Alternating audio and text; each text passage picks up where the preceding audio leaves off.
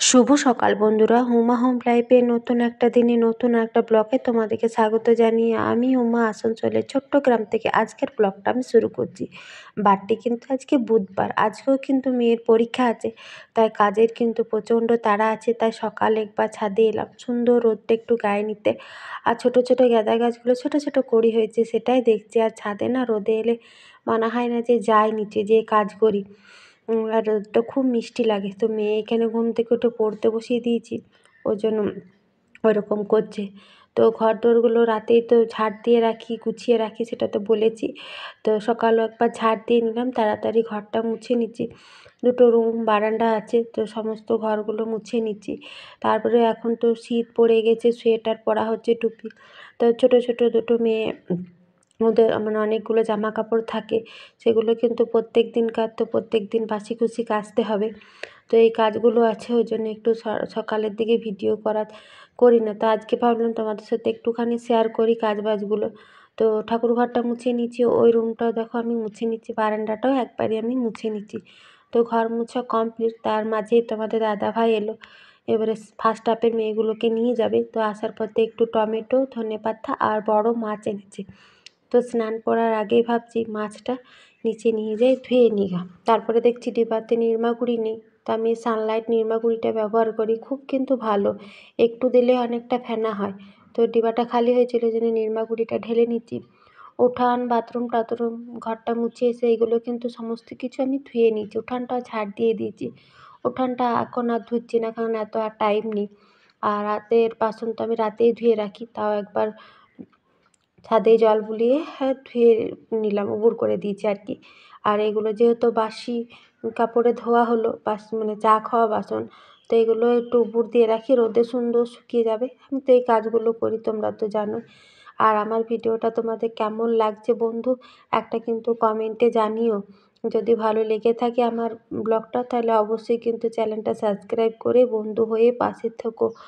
অনেক কষ্ট করে কিন্তু ভিডিও বানাই, তোমরা একটা কমেন্ট, একটা সাবস্ক্রাইব করবে, তাহলে কিন্তু আমার ভিডিও করার উৎসাহ আরও বেড়ে যাবে আর কি। তো চলো, স্নান করার আগেই মাছটা ধুয়ে নিলে বেশ ভালো। তো 5 পিস মাছ আছে, একটু মাছের ডিম আছে, তো মাছটা ধুয়ে রাখলাম। তারপরে দেখো কেচে কেচে কিন্তু স্নান করে নিয়েছি। আর ছাদে জামা কাপড়গুলো সব মেলে দিচ্ছি, সুন্দর তো আজকে রোদ দিয়েছে, সব জামা কাপড় শুকিয়ে যাবে। আর স্নান করে না আমার আরও বেশি তাড়া লাগে যে রান্না করতে পারবো কি না, মানে এতটা 12টার সময় তো ভাতই 12 মাস এরকমই বসায়, একটু লেট হয়। এখন এত তাড়াতাড়ি রান্না হতে হয়ে যাচ্ছে, কিন্তু আমার তাড়া লাগছে। এই জামাটা নিংড়লাম, তাও দেখো কতটা জল ঝরছে, অনেকটা জল টানে। তো সমস্ত কিছু মেলা হয়ে গেছে। তো চলো তুলসী মন্দিরেও জল টল দিয়ে দিই, ঠাকুরকেও ধূপ জল দিয়ে দিই। তো স্নান করে প্রত্যেক দিন যে কাজটা ফার্স্টেই করি, সেই কাজটাই করে নিচ্ছি, তুলসী তলায় জল দেওয়া। তো তুলসী তলায় জল দিচ্ছি, যতই কাজের তাড়া থাক, যতই রান্নার তাড়া থাক, স্নান করে কিন্তু এই কাজটা আগে করবই। না করলে তো সারাদিন তো আমরা ঘরের নানা রকম কাজ করব, কিন্তু তো সকালে তো এখন ঠান্ডার জন্য উঠতে পারছি না। তো স্নান করে ওই জন্য একবারে তুলসী মন্ত্র দিচ্ছি, ধূপ টুপ দিচ্ছি। তো ঘরে নিত্য পুজো দিয়ে দিলাম, তোমাদের সাথে আর শেয়ার করলাম না। ভাতের জলটা বসিয়েছি, গরম হয়ে গেছে, আলু দিয়ে দিচ্ছি। আজকে ভাবছি একটু বেগুন পোড়াবো আর আলু মাখা দিয়ে মাখবো। আর মাছ এনেছি, মাছের ঝোল, মাছের ডিমটা আছে, সেটাই ভাজবো। এ হলো আজকে দুপুরের রান্না। তো চলো ভাতটা হোক। আর কালকে না একটু নলেন গুড়ের পায়েস করেছিলাম রাতে, রুটি। তোমাদের দাদাভাই তো ভাড়া চলে গেছিলো, তোমাদের সাথে রাতের দিকে ভিডিও করি না। কিন্তু দেখো কত সুন্দর কালারটা এসেছে, যেহেতু নলেন গুড়টা দিয়েছি, পাটালিটা সুন্দর কালার হয়েছে, সুন্দর কিন্তু খেতে লাগছে। শীতে না এই পায়েস পিঠে এগুলোই না শীতে বেশ, পায়েস পিঠে, তারপরে তোমার নানা রকম খাবার শীতকালে না খুব মানে ভালো খেতে লাগে, আর অনেক কিছু করাও যায়। বেগুনটা একটু পোকা ছিল বলে ওইরকমভাবে কাটলাম। আর এদিকে মাছ ভাজা বসিয়ে দিচ্ছি, মাছ ভাজার তেলে মাছের ডিমটা একটু আছে, আমাদের সুন্দর হয়ে যাবে। বড় মেয়েটা আবার এই ডিম ফিমগুলো খেতে চায় না, ও অনেক কিছু খায়, আবার অনেক কিছু খায় না। মাছগুলো বেশ বড় বড় আছে, মাছগুলো ভেজে নেবো।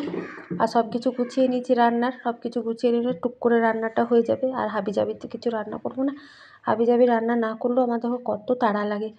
মাছগুলো ভেজে নিয়েছি, 5 পিস মাছ আছে। বড় মেয়ে ভাজা খায় তো খাবে, ঝোলে খায় তো খাবে, যা খায় খাবে।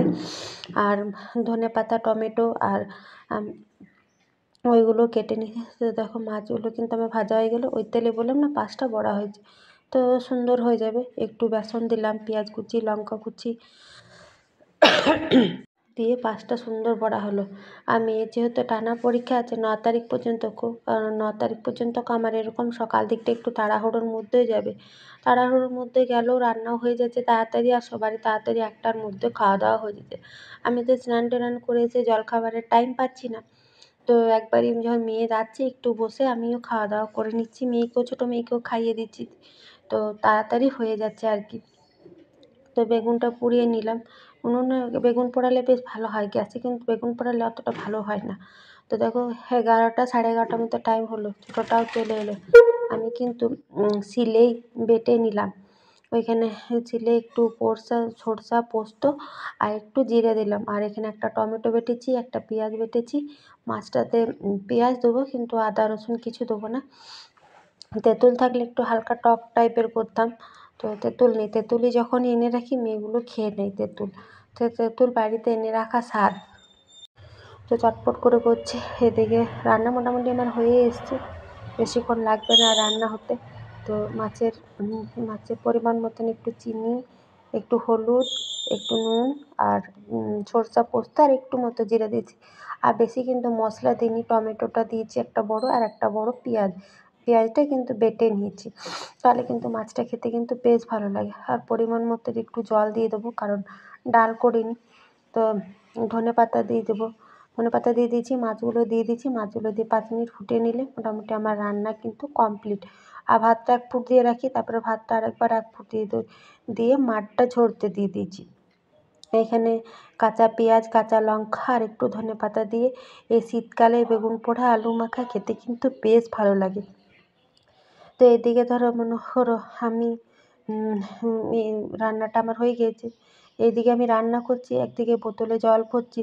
তো ওকে বলে দিচ্ছি স্নান করগা, ও তো নিজে নিজে করতে চায় না, একবার করে ওর পেছনে চেঁচিয়েই যাচ্ছি। আজকে বলছে আমি খাইয়ে দেবো না, নিজে নিজে খেয়ে নে। মাছের তার পেটির মতন আছে, কাটা সেরকম নেই। চুলটা আমি বেঁধে দিয়েছি, নিজে নিজেই খাচ্ছে। তো ওর খাইয়ে দিয়ে মেয়ে গাড়িতে বসলো। তারপরে তোমাদের দাদাভাই প্রত্যেক দিনকার মতো চলে এলো, ও এখানে খাওয়া দাওয়া করছে। ওকেও আমি একবারই খেতে দিয়ে দিলাম। তো মেয়ে হয়ে গিয়েছে, তোমাদের দাদাভাই তাড়াতাড়ি খেয়ে নিল। আসলো, মেয়েগুলো 5 মিনিট গাড়িতে বসে থাকে। তো মেয়ে আসুক, সকাল থেকে কাজের এত তাড়াহুড়ো মুড়ি। তো মেয়ে আসলে পরে একটু বসবো, তারপরে কিন্তু আবার অনেকগুলো কাজ থাকে জানো, অনেকগুলো বাসন পড়ে যায়, 5 মিনিট মতন বসলাম। কতক্ষণ আর বসবো, কাজগুলো আমার দিকে তাকিয়ে আছে। ছোটো মেয়ে আর আমি কিন্তু খেয়ে নিলাম। খিদেও পেয়েছে, সেই সকালে একটা রুটি খেয়েছি। তারপরে এখন তো মুড়ি খাবারও টাইম পাচ্ছি না, আর কাজগুলো তাকিয়ে আছে আমার দিকে, তো বসেও থাকতে পারছি না। 5 মিনিট বসলাম, বসে এতগুলো বাসন আছে সেগুলো আবার ধোবো। গ্যাসে রান্না করলাম, গ্যাসটা টেবিলে খাওয়া দাওয়া হলো। তো এই কাজগুলো আছে, তো ভাবছি এই কাজগুলো সব কিছু গুছিয়ে নিই, তারপরে বসবো। বসতে থাকলে যেমন কাজগুলো আমার দিকে তাকিয়ে আছে সেরকম মনে হচ্ছে, কাজগুলো গুছিয়ে নিই তারপরে বসবো। তো কাজগুলো আমি বাসনগুলো ধুলাম, তারপরে আবার ছোটো মেয়ে তো খেয়েছে, আর নিচে ওই কেউকে ডেকে খেলনাপাতি খেলছে, সারা দুপুর বদমাইশ করবে। তো ওকে আমি আগে খেয়ে নিয়েছি, তারপরে ওর হাত পাগুলো একটু সাবান দিয়ে দিলাম, তারপরে তেল মাখিয়ে দিলাম। ও বলছে আমার চুল বেঁধে দাও, চুল বেঁধে দাও।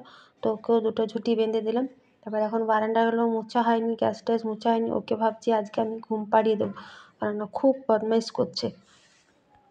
তো দেখো এখন কিন্তু 2:45 মতো টাইম হয়ে গেল। মেয়েকে, ওর বাবা এলো, মানে ফার্স্ট হাফের মেয়েগুলোকে নিয়ে সেকেন্ড হাফের এখন একটু রেস্ট নিচ্ছে, এই জন্য ওর বাবার পাশে শুয়ে দরজাটা লাগিয়ে দিয়েছি। তার মাঝে আমি গোটা বারান্দাটা একবার মুছে নিলাম, এখানে টেবিলটা, ডাইনিংটা মুছে নিয়েছি, খাওয়া দাওয়া, গ্যাসটাও ধুয়ে নিয়েছি, বাসন কুসন সব কিছু উপর দিলাম, কারণ গ্যাসে মাছ টাছ করেছি, তাহলে বিকেলে চা করতে পারবো না। আর বাসনগুলো এইভাবে উপরে দিলাম।